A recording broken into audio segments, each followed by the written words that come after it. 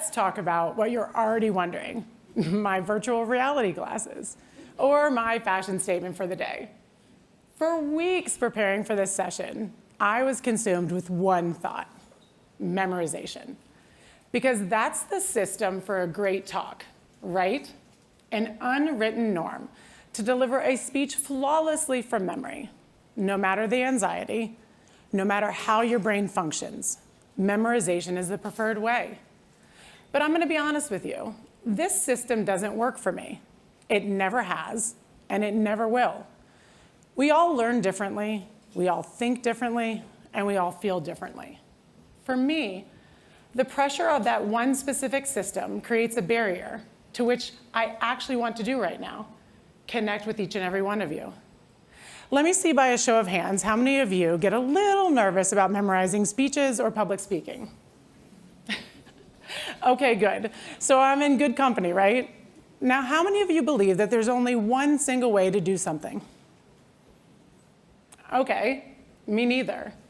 So I asked myself, as I always do, why not? Why not challenge the system that values one method over the actual goal if the goal is to share a powerful idea, an idea to connect with the audience? Why not embrace the tools that empower our individual differences? So please, don't see these fabulous fashion accessories as a wall between us, but instead as my bridge to you, my system allowing me to be fully present with each and every one of you today. And that's what we're here to discuss. These choices to find a system that works right here on this stage, a model for approaching the systems we face in the world. We're surrounded by systems that often pressure us to conform. As humans, we're wired for convention, even though we're fundamentally built to innovate. The question's not about the world or even our own subjectivity, but about our own courage to empower our unique human potential, because we can all achieve it. And this brings us to a fundamental problem. Our world is filled with brilliant innovators, but we're trapped by obsolete systems. Over 200 million and growing creators worldwide are building businesses, products, and services, but many are deliberately operating outside of traditional systems. More than half of employees say that companies are consistently failing to implement promising ideas. So the world is innovating. Well, sort of, because still about 50% of researchers stop investing in areas central to their mission due to a lack of funding. Many innovators are trapped by obsolete systems. In fact, low employee engagement, often a symptom of these systems, costs the global economy a staggering $8.8 trillion annually. Let's consider as one example our global food system. It's a modern marvel, brilliantly designed for goals of bygone era focused on mass production. But today, that same system leads to staggering waste for hundreds of millions of people that remain food insecure. This situation isn't actually a failure of innovation. It's a structure begging for us to unlearn its limitations and unlock its potential. To innovate, we must first confront what holds us back. We're taught two powerful lessons: the obedience demanded by society and institutions alike, and the silence driven by our own desire to be liked, to avoid confrontation, or to simply fit in. Unlearning these habits is how we must courageously evolve beyond these systems and ignite the innovator within. And it's urgent. Let's be clear. The moment we are in, we are standing at a critical threshold, facing a future shaped by the consequences of our past, from sustainability to resource scarcity. But a trajectory is not a destiny. It reflects our current choices, and we can choose to make new ones. We're equipped like no generation before us, and perhaps the last with a meaningful chance to alter its course. We possess the technology, the capital, the ingenuity.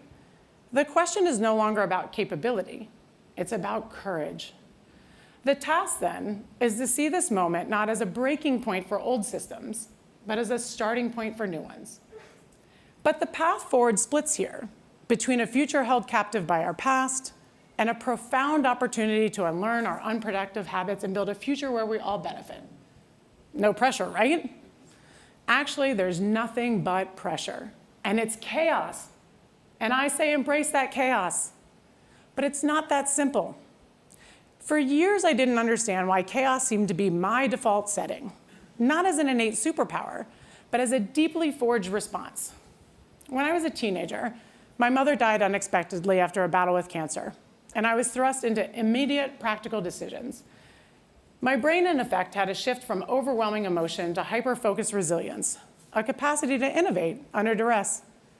Now, this wasn't about managing emotion. It was about unlearning the default human response to paralysis and instead activating a problem-solving imperative and the goal to my ultimate survival.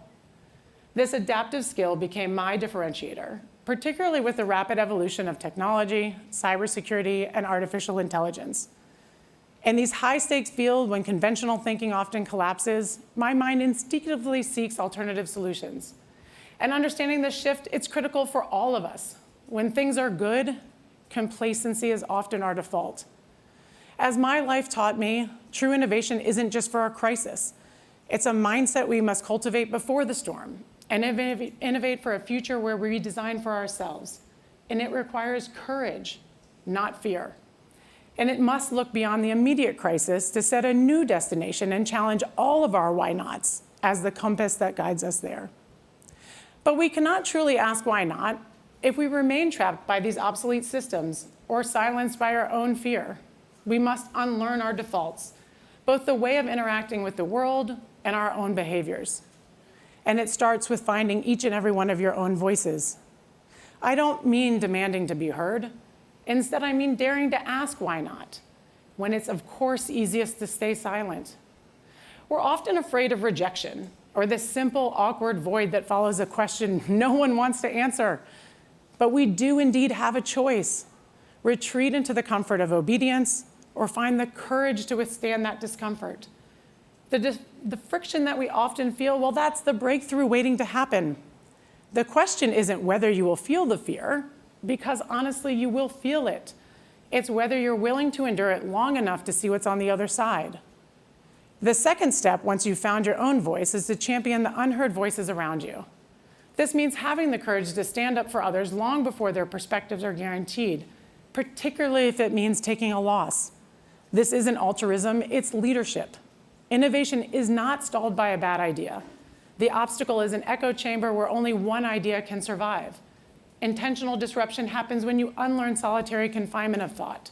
Innovation is never a solo act, it's a collective endeavor. The third step, and perhaps the most demanding, is to unlearn the comfortable center and actively seek the margins. True innovation flourishes in the discomfort and the chaos of the periphery. As we know personally, this is where I find my greatest clarity. It's not defiance for the sake of its own, but a profound recognition. When existing structures fail, the greatest leaps happen where the rules are yet to be written. And perhaps from these uncharted and often uncomfortable margins that we can most importantly forge our final and most critical step, unshakable hope. One of the greatest threats to this audacious hope is cynicism, and we must unlearn it. We can face it, and it may feel impossible. But let's consider this. The very systems that compel us to view hope as unrealistic or sentimental are they themselves human constructs. They were built and absolutely can be rebuilt by people. With courage, we can shift our questions from a point in the past of why are these systems so terrible to one in the future. How can these systems evolve? But you see, my hope isn't theoretical. It's the result of a brutal equation. In the past 13 years, I nearly died, twice. And surviving my own death forced me to truly confront my mother's. It created a simple, powerful formula in my mind. The memory of her loss, multiplied by the thought of any child suffering the same, equals a non-negotiable mission. A mission to unlearn any system and innovate any solution to prevent that pain. This is my why not. It is a question that silences my own cynicism. The hope it leaves you with isn't always gentle. It is very demanding.